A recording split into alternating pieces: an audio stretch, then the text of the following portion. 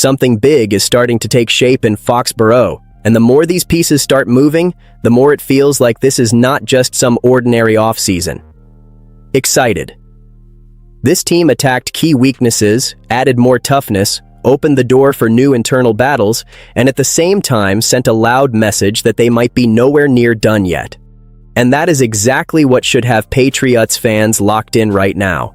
Because when you start connecting the praise coming from inside the locker room, the names still out there, the draft possibilities, and the early defensive projection, it starts to feel like New England is building towards something way bigger than people want to admit. And if there is one story that explains why the Patriots suddenly feel like a legit destination again, it starts with Drake mail. This is not just fan hype. This is not media spin. This is coming from players who just walked into the building and are already making it crystal clear how much May matters to what this franchise is becoming. Draymond Jones had a very specific memory of May before he ever became his teammate. Back in that game in Baltimore, when New England looked dead in the water, May never blinked. He got hit, he got pressured, the team was down, the moment was huge, and instead of folding, he came alive. He led 2 fourth-quarter touchdown drives and flipped the entire game on its head. And what makes Jones's quote hit even harder is that he admitted he thought May might crack mentally after a sack in a huge moment. But nope, the exact opposite happened. May answered with poise, accuracy, and a throw Jones himself basically called ridiculous. That matters. It matters because it shows what kind of impression May is leaving, not just on teammates, but on guys around the league. Elijah Vera Tucker echoed that same energy. He talked about May's playing style, about how he can shake off a bad play and come right back firing on the next drive. And even beyond the player, Vera Tucker said he had heard nothing but great things about May as a person. That is the kind of stuff that changes how players view a franchise. Then Kevin Byard stepped in and said one of the hardest things to find in the NFL is stability at quarterback, and that New England has exactly that. Reggie Gilliam even brought up some Josh Allen-like qualities when talking about May's size, confidence, and presence. Romeo Doubs liked his personality. Elliot Wolf basically summed the whole thing up in one sentence. Free agents want to play for Mike Vrabel, and they want to play with Drake. And that is where the whole picture changes. For 2 straight years, the Patriots were coming off rough seasons and did not exactly feel like a priority stop.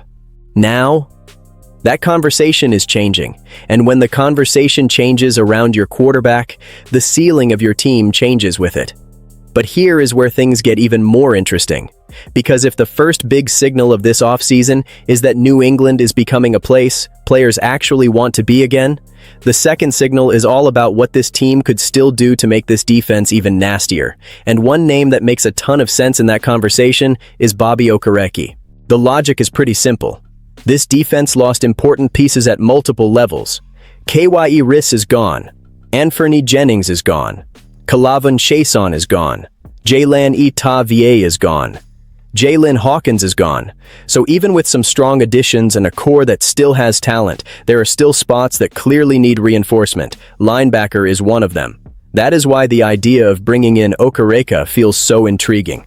By profile alone, he sounds like the exact kind of guy Vrabel would love. He is strong against the run, can get after the quarterback, and does not fall apart in coverage. In other words, this is not just a recognizable name with nice stats. This is a player who fits the identity New England seems determined to build. Physical, versatile, aggressive. And the production backs it up.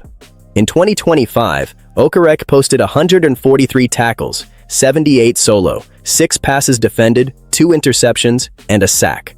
Go back to 2023 and it gets even louder. 149 tackles, 10 pass breakups, 2 picks, 4 forced fumbles, 11 tackles for loss, and 6 QB hits.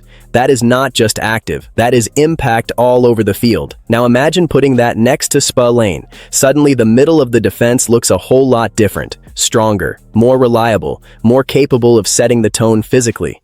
That would not feel like a depth move. That would feel like a statement move.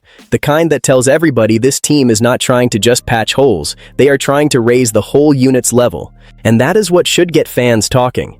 Because if New England really believes it is just a few pieces away from turning a strong offseason into a game-changing one, a move like that would absolutely shake the room. So let me ask you this right now. Should the Patriots go all in on Bobby Okareka and lock down the middle of this defense, or should they save that move for the draft? Drop your take in the comments, because this is the kind of debate Patriots fans should be all over.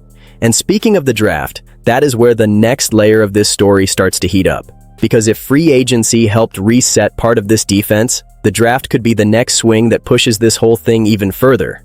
And one projection that really jumps off the page has New England taking Caleb Banks late in the first round as an immediate answer to losing Kyrus. That idea makes sense for a few reasons. First, Tonga was not just another rotational body. He was productive, useful in multiple situations, and helped give this defensive front real physical presence.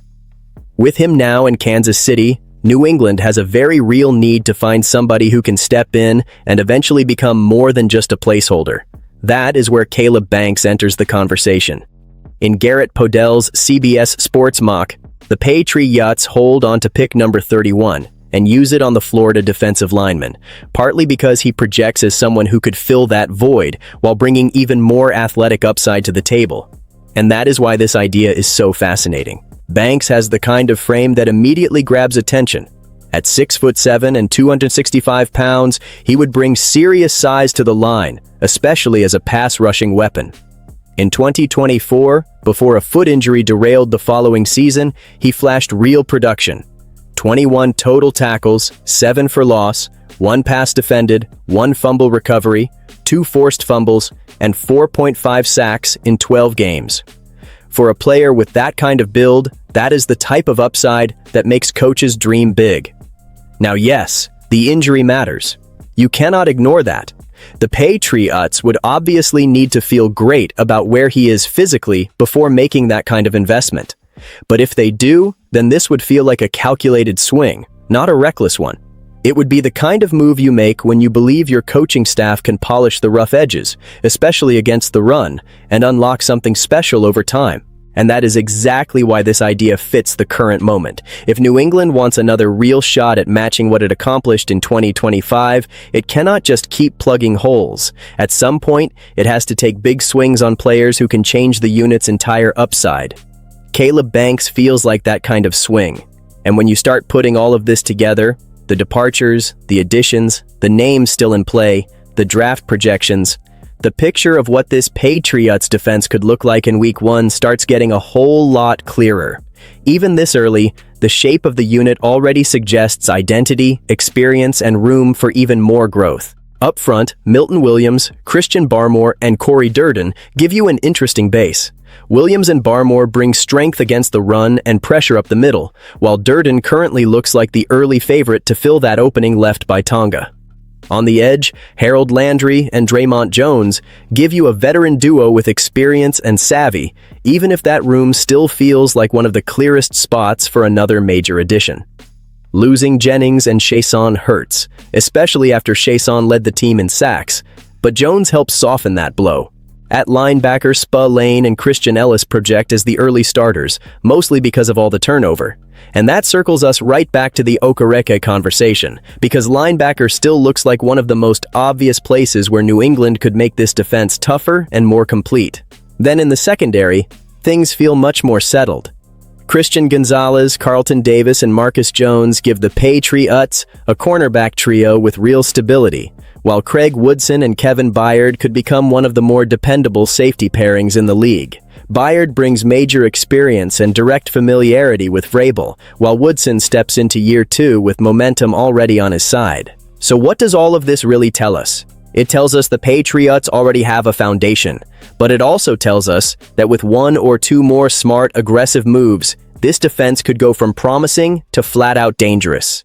And that is why Patriots fans should be paying very close attention right now, because this does not feel random anymore. It feels like a team building with purpose. It feels like a franchise trying to carve out a real identity for 2026. It feels like leadership is being prioritized, toughness is being rebuilt, and the next wave of moves could take this thing to another level. The job is not finished. There are still questions. There are still moves to make. But the signs are loud. The Patriots are moving like a team that believes it can get back in the fight for real. And if these next dominoes fall the right way, this thing could get scary fast. So now it is your turn.